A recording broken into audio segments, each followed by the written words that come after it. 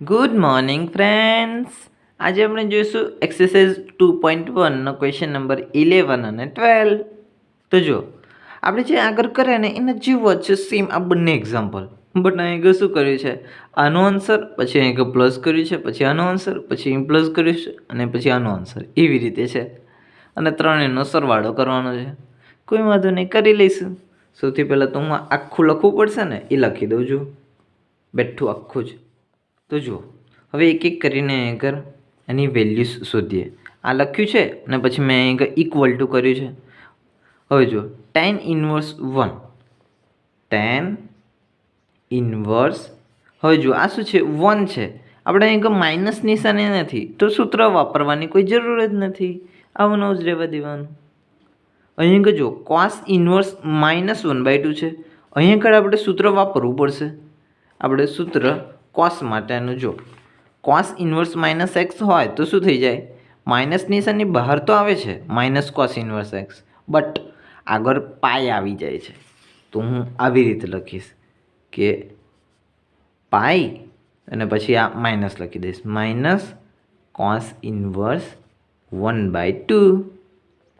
Clear friends? તમને એવું થતું હશે કે સર આ પ્લસ પાઈ કેમ ના આવી ગયા? અરે ડિયર ફ્રેન્ડ્સ, આ ફોર્મ્યુલાનો મેં યુઝ કર્યો, આવડી ગયા.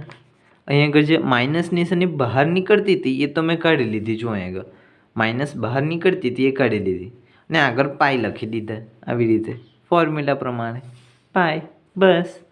હવે આની માટે સાઇન ઇન્વર્સ -1/2, તો સાઇનમાં આ માઇનસ છે તો માઇનસ બહાર નીકળી જશે, આ માઇનસ છે એ માઇનસ બહાર નીકળી જશે, બસ, બીજું કંઈ નહીં થાય. તો જો આ માઇનસ નિશાની આપણે અહીં પ્લસ નહીં આવે, માઇનસ નિશાની બહાર નીકળી જશે. Sine inverse 1/2. બસ. હવે આનું સોલ્યુશન આપી દઈએ. ચાલો, ટેનમાં 1 ક્યારે આવશે, બસ આપણે આવું જ વિચારવાનું છે. કોસમાં 1/2 ક્યારે આવે છે, સાઇનમાં 1/2 ક્યારે આવે છે, બસ આટલું જ વિચારવાનું. તો જો પહેલાં તો હું લખી દઉં tan ઇન્વર્સ. ટેનમાં 1 ક્યારે આવશે, તો જો ટેનમાં 1 π/4 આવે છે, π/4, તો tan π/4ની વેલ્યુ થાય 1. તો આ 1ની જગ્યાએ લખી દઉં tan π/4. આવી રીતે. હવે આ પ્લસ પાઈ તો છે એ ના, માઇનસ.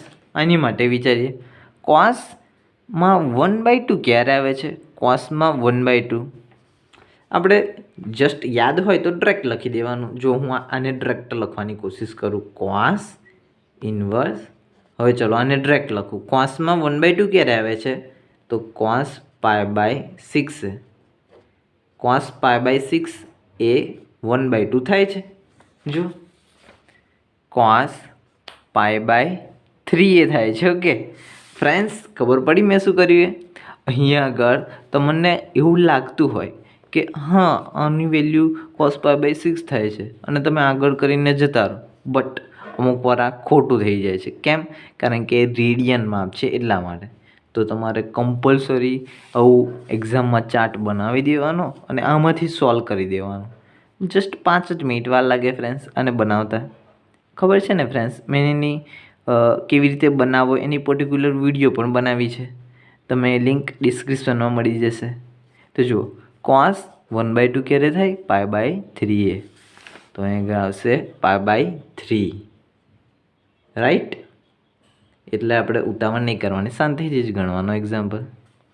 હવે ચલો, માઇનસ સાઇન ઇન્વર્સ 1/2 ક્યારે થાય, સાઇનમાં 1/2, તો જો સાઇનમાં 1/2 π/6 થાય, તો સાઇન π/6,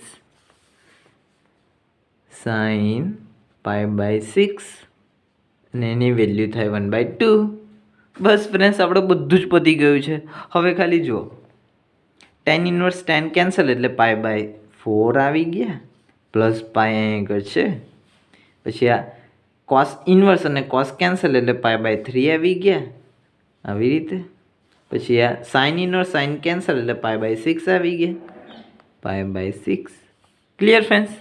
તો ચલો હવે આમાં શું કરીએ આપણે, જુઓ બંને વસ્તુ થશે. પહેલાં આ બંનેનો લસા લઈ લઈએ ને પછી આ બંનેનો લસા લઈ લઈએ. કેમ? કારણ કે આ બંને નેગેટિવ છે એટલા માટે, ને આ બંને પોઝિટિવ છે. તો જો અહીંયા આ બંનેનો લસા શું થઈ જશે? જો પાઈ પ્લસ 4π, આ 4 આની જો ગુણાશે અને નીચે 4 આવી જશે આપણો લસા. હવે આની અંદર શું થઈ જશે? જો હું માઇનસ નિશાની કોમન કાઢી લઉં. માઇનસ નિશાની બંનેમાંથી મેં કોમન કાઢી લીધી એટલે બંને પોઝિટિવ થઈ જશે. હવે હું લસા લઈશ. 4π ને પાઈ 5π બાય 4, આ માઇનસ આગળ શું લસા શું આવશે ફ્રેન્ડ્સ? તમે જો આપણે લસા 6 આવશે. 6 એટલે અહીં ગજો 2 લખું, અહીં 1 લખું. આ 2 ઉપર ગુણાશે એટલે 2π પ્લસ 1 ઉપર ગુણાશે એટલે પાઈ બાય લસા જે આવે 6. ફ્રેન્ડ્સ, તમે એવું કહેશો કે સર આપણે તમે લસા અહીંયા આગળ કેમ ન લઈ લીધો 6? ફ્રેન્ડ્સ, આ તો જસ્ટ 7મા ધોરણનું છે. આઈ નો તમને આવડતું જ હશે, બટ ના આવડે કોઈક વાર લસા લેતા તો હું એક ટ્રીક શીખવાડું. જો કેવી રીતે હોય છે. આપણને આવી રીતે π/3 આપ્યા હોય, π/6 આપ્યા હોય. લસા ખબર ના પડે કયો લેવો તો શું કરવાનું? આ જે હોય ને એ આની જો ગુણાવી દેવાનું. પછી આ પ્લસ તો છે, આ જે હોય એ આની જોડ ગુણાવી દેવાનું અને આ બંનેનો ગુણાકાર છેદમાં લખી દેવાનો. 6 × 18 થઈ ગયું આપણું સોલ્યુશન. જો 6 × 5 = 7, 8, 9, 9 પાઈ અને અહીં શું છે 18. અહીં આગળ 9 દુ 18 એટલે અહીં આગળ 2 2 9 9 કેન્સલ એટલે આન્સર શું? π/2 મળ્યો. તો આનો લસા શું મળ્યો? π/2. તમે જોજો અહીં આગળ જે આવશે ને એ π/2 જ હશે. જોજો સાદુરૂપ કરશો તો 5π/4 માઇનસ અહીં આગળ 3π/6. 3π/6 એટલે અહીં આગળ જો 3 દુ 6 એટલે અહીં આગળ 3 3 કેન્સલ એટલે π/2 જ મળે ને. જો મેં કહ્યું હતું એ મેં તમને અહીં આગળ શીખવાડ્યું જ. કોઈક વાર તમને ડિરેક્ટ લસા ખબર ના પડે તો આવી રીતે તમારે સોલ્વ કરી દેવાનું. 6 આને આપવાના, 3 આને આપવાના, બંનેનો ગુણાકાર નીચે. બસ આવી ગયો તમારો સોલ્યુશન. અહીંયા આગળ પણ જુઓ 5π/4 માઇનસ π/2. અહીંયા આગળ પણ જુઓ લસા આવશે. શું આવશે? 4 લસા આવશે. અહીંયા આગળ 4 કરવા હોય તો શું ઉપર નીચે 2 2 વડે ગુણાવવા પડશે. એટલે હું અહીં આગળ 2 વડે ગુણાવું ને આગળ 2 વડે ગુણાઈશ એટલે શું 4 થઈ જશે. એટલે આને 4 લખી દો. Clear friends? તમે કન્ફ્યુઝ ના થઈ જતા. તમે આ ટેકનિકથી સોલ્વ કરવું હોય તો બી કરી શકો. જો એ ટેકનિકથી હું સોલ્વ કરું, આ 2 આની જોડે ગુણાવું તો શું થઈ જશે? 10π. આ 4 આની જોડે ગુણાવો એટલે 4π ને આ બંનેનો ગુણાકાર 4 દુ 8. તો જુઓ 10π - 4π 6π/8. અહીં આગળ જુઓ 3 દુ 6 4 દુ 8 એવા 2 ભાગ પડે, 2 2 કેન્સલ એટલે 3π અને અહીં આગળ 4 3π/4. તો આ આપણો આન્સર આવી ગયો ફ્રેન્ડ્સ, ઇઝીલી. તો ડિયર ફ્રેન્ડ્સ, આમાં આપણે જસ્ટ યાદ રાખવાનું હોય છે આ એક્ઝામ્પલ. તમને એવું લાગતું હશે કે સર આપણે કેટલો લાંબો ગણી કાઢ્યો, બટ આની અંદર કાંઈ નથી ફ્રેન્ડ્સ. આપણે તો જસ્ટ લસા અહીંથી તો બધા લસા જ લીધા છે. જો બધું જ લસા જ કર્યો છે આ બધું. અને આ લસા તો આપણે 7મા 8મા ધોરણમાં બહુ બધી વખત કર્યા. ઓકે, સો ફ્રેન્ડ્સ, આ એક્ઝામ્પલને આવી રીતે ડીલ કરી શકાય. સો હવે મળીએ આપણે આવતી વિડીયોમાં. Tata bye bye, C you.